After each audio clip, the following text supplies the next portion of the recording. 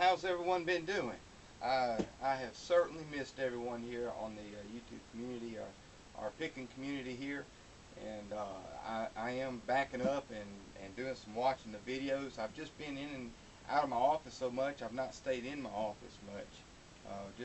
It's just been a crazy number of months here recently, but I have not stopped picking. Of course, I always enjoy picking and finding items. I'm going to show you a few items that I've come across over the past few weeks or so here, and share those with you. I just want to respond, say thank you, Kay, Mad Main, for your video and let me know y'all miss me, and like I say, I certainly miss everyone here in the picking community. I saw a few of the comments. I don't do AdSense, so I didn't quit for that reason.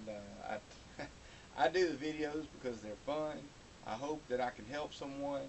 I don't mind, to be honest with you, sharing my secrets. I don't have any secrets other than just go find something that you can turn around and sell. That's the key to this business.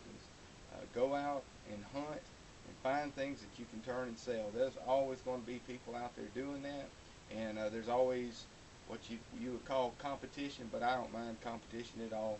There are a lot of people.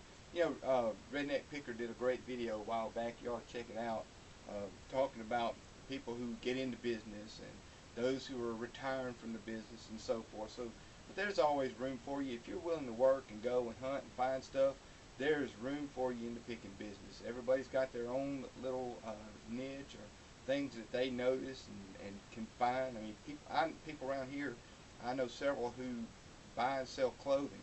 I just don't do well on clothing, but I know people that make a killing on their clothing. So you find your niche and go find your stuff. And like I say, I don't mind sharing. There are things that I've noticed that have been shared here on YouTube that are harder to find now because I know people are like, oh, we can go find those items. That's okay.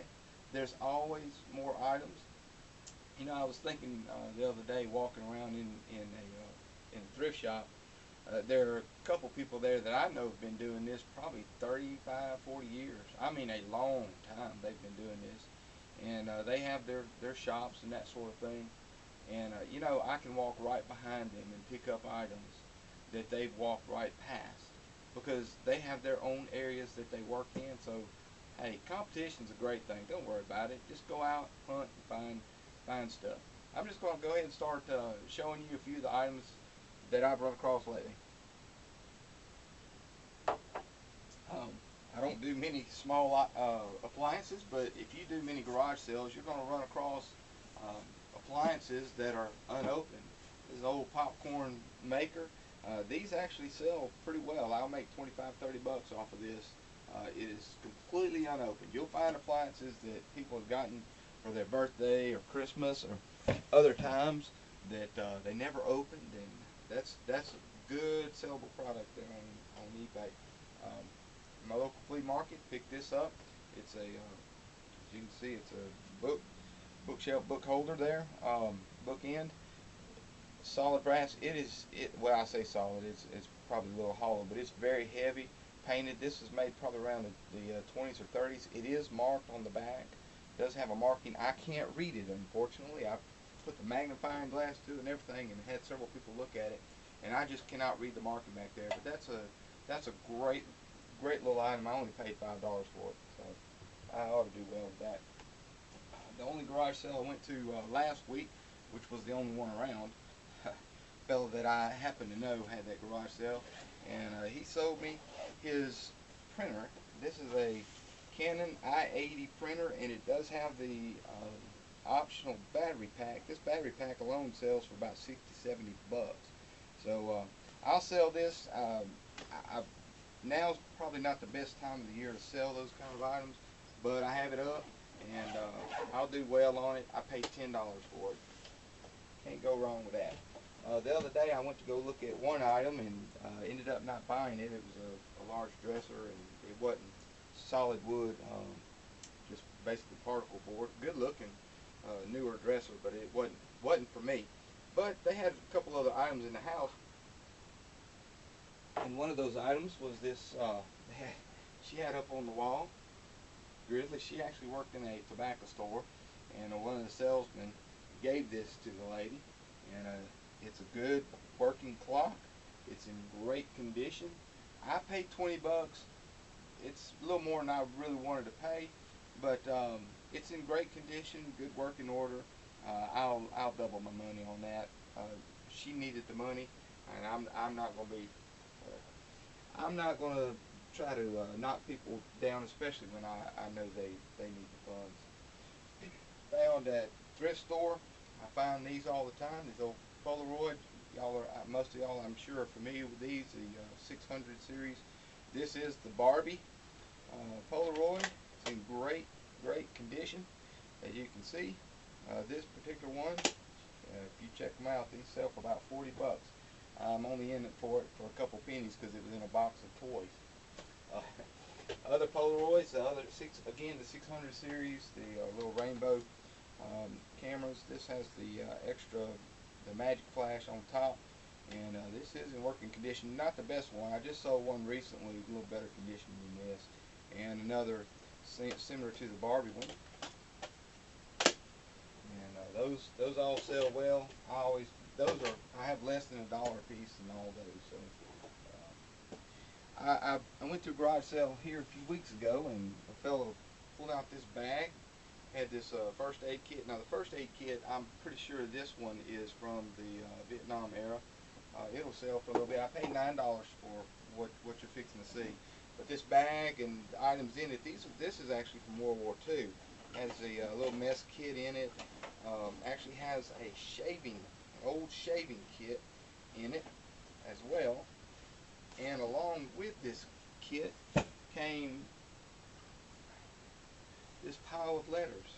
Now these are all from a fellow who had just gone into the Army, and they're from his girlfriend, and eventually the letters turned to they're from his wife. He ended up getting married.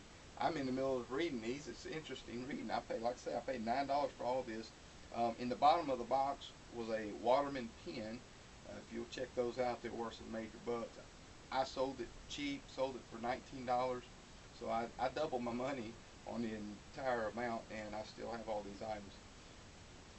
If you open this letter up, on the letterhead, let me do that. On the letterhead, it's pretty neat. Like I say, all these are from around 1943. Check this letterhead out. Look at that. At the top, keep them running, with all the Nazi guys. It has Hitler on it, and down at the bottom it says, keep them running right off the map. I hope you can see that. Kind of some neat stuff. I love running into items like that. Let me move on a little quick and go through some more items. I picked these up at a garage sale. Paid $2 a piece for these.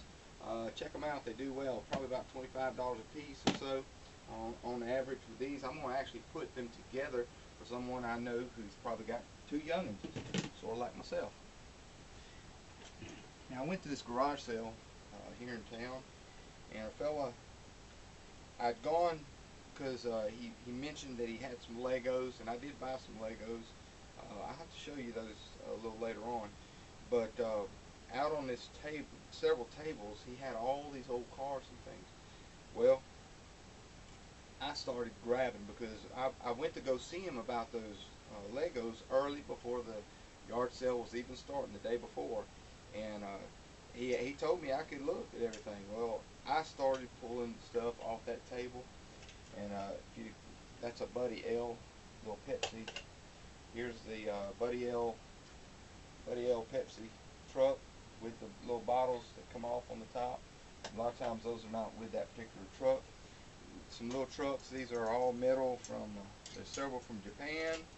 There's also Tonkas, like such.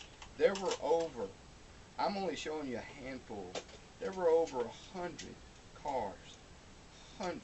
This is a little made in Japan metal. This is a Tonka little fire truck.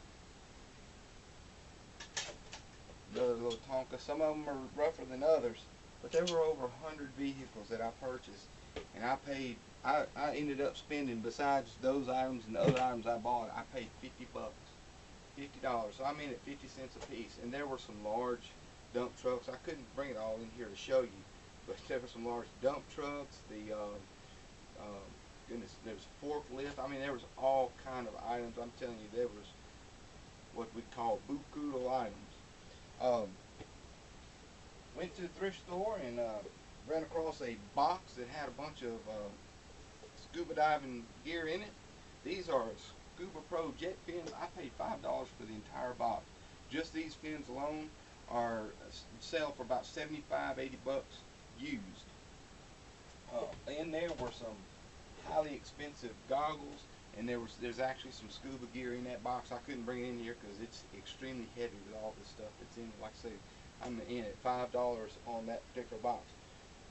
When my flea market, I bought about 5 or 6 globes in my flea market because they usually put them for way too cheap.